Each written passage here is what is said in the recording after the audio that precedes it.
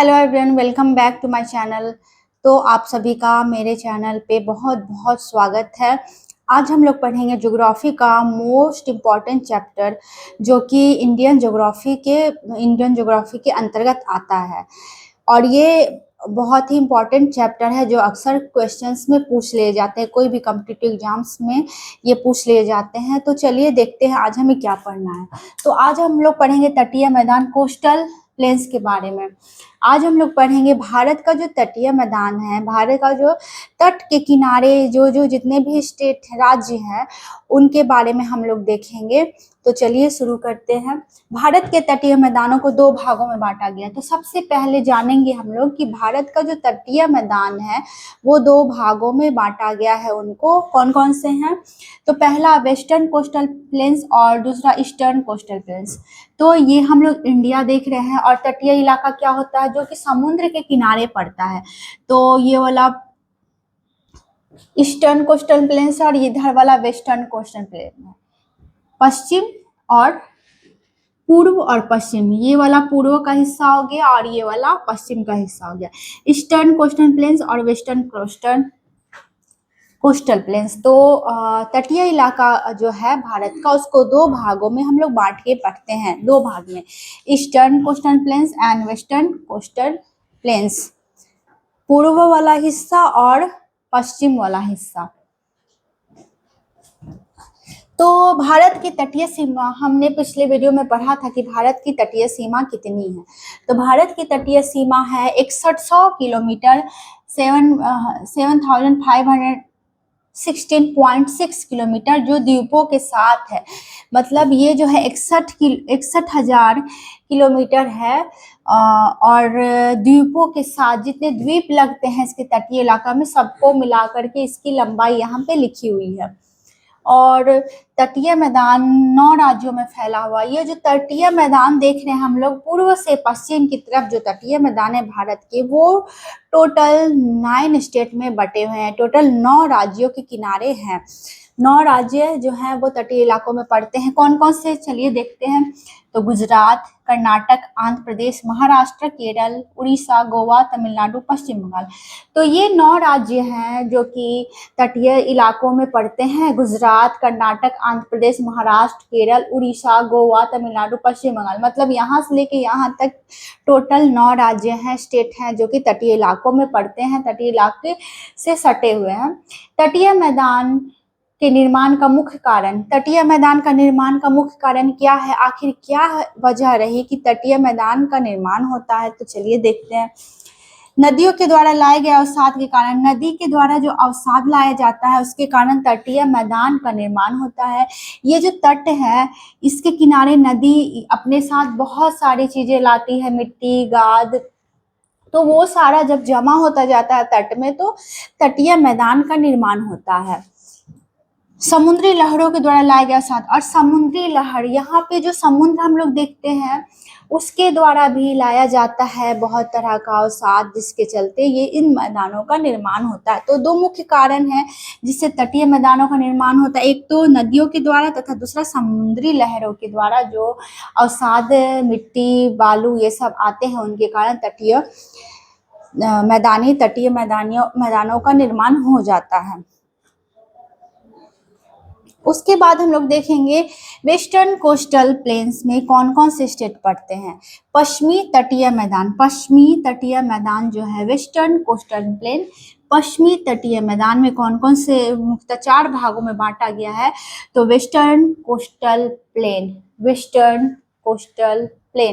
पश्चिमी तटीय मैदान को 4 भागों में बांटा गया है। चलिए देखते हैं कौन कौन से हैं। कच्छ एवं काठियावाड़ कोस्टल प्लेन। कच्छ और काठियावाड़ ये दोनों कहाँ पड़ते हैं? ये दोनों गुजरात में पड़ते हैं। इस वाले एरिया में कच्छ और काठियावाड़ कोस्टल प्लेन्स गुजरात में पड़ता है, वेस्टर्न, भारत के वेस्ट वाले हिस्से में।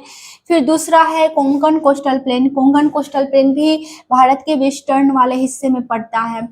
उसके बाद Kannada coastal plain, Kannada coastal plain भी कर्नाटक, भारत के वेस्टर्न वाले हिस्से में पड़ता है। मालाबार कोस्टल प्लेन केरल में पड़ता है, जो कि इधर है, भारत के इस इलाके में है। नीचे साइड में केरल पड़ता है और यहीं पे पुर्तगाली सबसे पहले व्यापार करने के लिए आते हैं। केप ऑफ गुड होप के रास्ते से सबसे पहले केरल के मसूलीपट्टनम में ही पुर्तगाली व्यापार करने पहुंचते हैं और ये बहुत ही फेमस हुआ था अपने मसालों के चलते। और यहाँ से वास्को डी गामा जब आता है केरल के तट पे तो वहाँ पे वो ढेर सारी खरीदारी करते हैं मसालों की। तो ये है केरल में मालाबार कोस्टल प्लेन्स केरल में है। तो 4 प्रमुख भागों में वेस्टर्न कोस्टल प्लेन पश्चिमी तटीय मैदान को 4 भागों में बांटा गया है। पहला कच्छ एवं काठियावाड़, दूसरा कोंकण कोस्टल प्लेन, तीसरा कन्नड़ कोस्टल प्लेन और चौथा मालाबार कोस्टल प्लेन। तो ये 4 हिस्से हो गए। अब नोट, एक इम्पॉर्टेंट नोट है यहाँ पे, भारत में मानसून सबसे पहले मालाबार तट पर आता है और भारत में जो मानसून 21 जून के बाद से मानसून शुरू हो जाता है भारत में और वो सबसे पहले मालाबार तट पे आता है। और वो मालाबार तट कहाँ पड़ता है? भारत के पश्चिमी तटीय मैदान वेस्टर्न कोस्टल प्लेन में पड़ता है। तो ये हमारी बातें खत्म हुई भारत के पश्चिमी तटीय मैदान की। अब चलिए देखते हैं हम लोग पूर्वी तटीय मैदान में कौन कौन सी बातें हैं प्रमुख। Eastern coastal plain, Coromandel coastal plane. तो कोरोमंडल कोस्टल प्लेन इस नीचे वाले साइड में है। कोरोमंडल कोस्टल प्लेन यहाँ पे भारत के इधर कोरोमंडल कोस्टल प्लेन पड़ता है तमिलनाडु वाले हिस्से में। और कन्याकुमारी से पुलिकट तक, कन्याकुमारी से पुलिकट आंध्र प्रदेश तक ये फैला हुआ है। कन्याकुमारी से पुलिकट से लेके आंध्र प्रदेश तक ये फैला हुआ है तमिलनाडु का कोरोमंडल कोस्ट। फिर है दूसरा श्रीहरिकोटा आइलैंड पुलिकट झील के पास। श्रीहरिकोटा आइलैंड जो है वो पुलिकट झील के पास है, जो कि कहाँ पे है? तमिलनाडु के कोरोमंडल तट के पास है। इसरो का Satish Dhawan space centre Sriharikota island में है, वो भी यहीं पे है कोरोमंडल तट के पास। इसरो का जो सतीश धवन स्पेस सेंटर है वो भी कहाँ पे है? कोरोमंडल तट के पास, जो कि तमिलनाडु में पड़ता है। अब ये बातें हुई ईस्टर्न कोस्टल प्लेन 3 भागों में बटा हुआ हम लोग देखते हैं, Coromandel coastal plain, Andhra coastal plain और Utkal coastal plain. Western coastal plain हम लोग 4 भागों में देखते हैं, कच्छ काठियावाड़, कोंकण कोस्टल, कन्नड़ कोस्टल और मालाबार कोस्टल। और ईस्टर्न 3 भाग में है, Coromandel, Andhra coastal plain, Utkal coastal plain. Andhra coastal plain हम लोग देखते हैं इस वाले हिस्से में है, आंध्र प्रदेश में गोदावरी और कृष्णा नदी डेल्टा इसी मैदान में। और गोदावरी और कृष्णा नदी जो मिलती है यहाँ पे और अपना डेल्टा का निर्माण यहीं पे करती है आंध्र प्रदेश के आंध्रा कोस्टल प्लेन में। अब तीसरा है उत्कल कोस्टल प्लेन, जो कि उड़ीसा में है और चिल्का लेक इसी मैदान में। और चिल्का लेक जो है वो इसी मैदान में है और यह एक रामसर साइट है। और चिल्का झील सबसे इम्पोर्टेंट बात कि एक रामसर साइट है। अब यहाँ पे नोट है, उड़ीसा और आंध्र प्रदेश कोस्ट को नॉर्दर्न सर्किल कोस्ट कहते हैं, नॉर्दर्न सर्किस कोस्ट कहते हैं उड़ीसा और आंध्र प्रदेश को। तो ये आपको याद रखना है। और उसके बाद हमने तटीय मैदान कोस्टल प्लेन के बारे में पढ़ा कि 2 भागों में बांट के कोस्टल प्लेन को हम लोग पढ़ते हैं, ईस्टर्न वेस्टर्न। ईस्टर्न जो है वो 3 भाग में और वेस्टर्न 4 भागों में बटा हुआ है। और 9 राज्य हैं, सबसे ज़्यादा इंपॉर्टेंट कि 9 राज्य हैं जो कि फैले हुए हैं कोस्टल प्लेन्स में, तटीय इलाकों में। तो ये हमारा बहुत ही इंपॉर्टेंट चैप्टर था। और हम लोग नेक्स्ट पढ़ेंगे लेक ऑफ इंडिया, INDIA। तो हम लोग geography, Indian geography next chapter हमारा होगा लेक ऑफ इंडिया।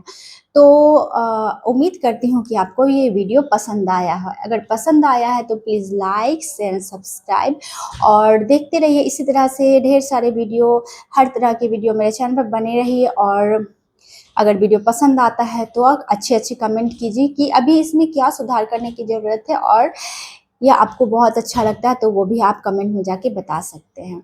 तो नेक्स्ट हम लोग पढ़ेंगे लेक ऑफ इंडिया। तो वीडियो को यहीं पे ख़त्म करती हूँ और मिलती हूँ फिर नए टॉपिक में नए वीडियो के साथ। तब तक के लिए bye bye, take care, see you.